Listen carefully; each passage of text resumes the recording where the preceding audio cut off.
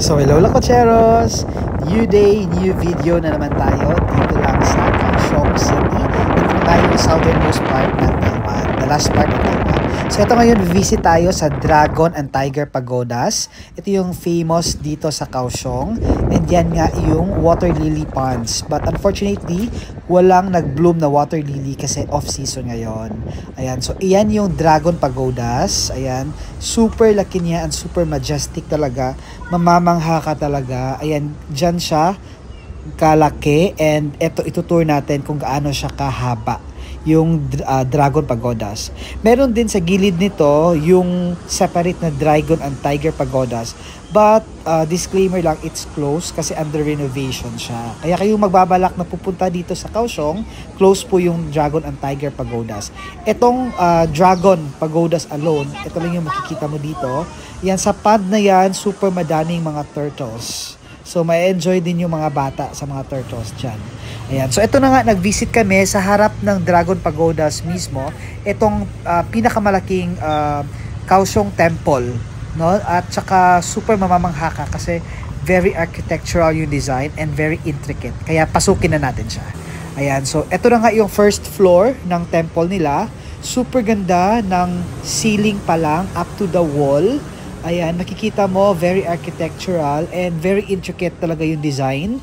And eto na nga, aakyat tayo sa taas naman on the second floor. Ayan, super mamamangha ka talaga Lakocheros kasi as you pay respect no with their Buddhas, with their culture and tradition.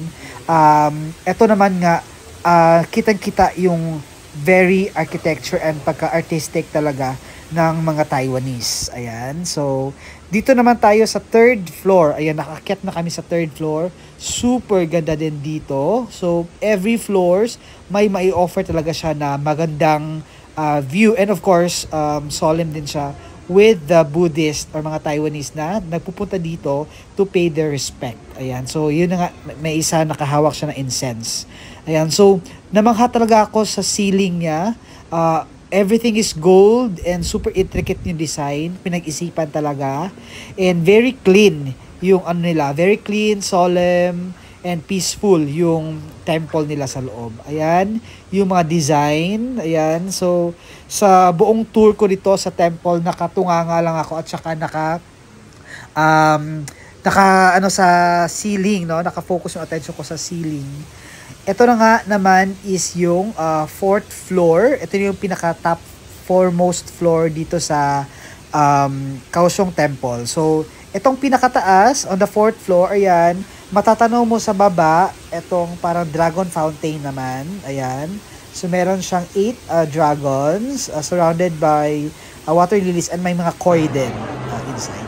Ayan na nga, Lakocheros. So, after namin doon sa Tiger and Dragon Pagodas in the temple, dito na kami ngayon sa Dream Mall. Ito yung pinakasikat na mall and high-end mall dito sa Kaohsiung City. Ito na nga, pumunta kami dun sa pinaka-topmost part kasi iniisa-isa talaga namin per level. So, 7 floor siya. And ito na nga, may exhibit pala, no, timing dito sa pinaka-last na floor. Ito nakita namin, may mga anime exhibit and anime shows.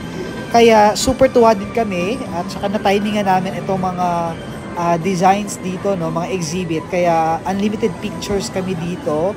Super ganda niya yung result ng pictures. I-share ko yon Lakocheros one of these days. Kaya abangan niyo yung mga pictures dito sa anime studio na tinatawag nila. Dito lang sa Dream Mall. Dito pa din sa Kaohsiung City. Ayan. So, enjoy lang kayo sa panunood. Ayan. Different kinds of animes and cartoon characters. Nandito lahat. Ayan. And super colorful yung backdrop, yung pictures. So, matutuwa ka talaga. Aside from the exhibit, meron din ditong for sale na mga toys. Yan, kaya pala. Para siyang toy convention sa Pinas, no? So, abangan nyo ang next na video ko, Lakocheros. Thank you for watching. Happy 10,000 subscribers.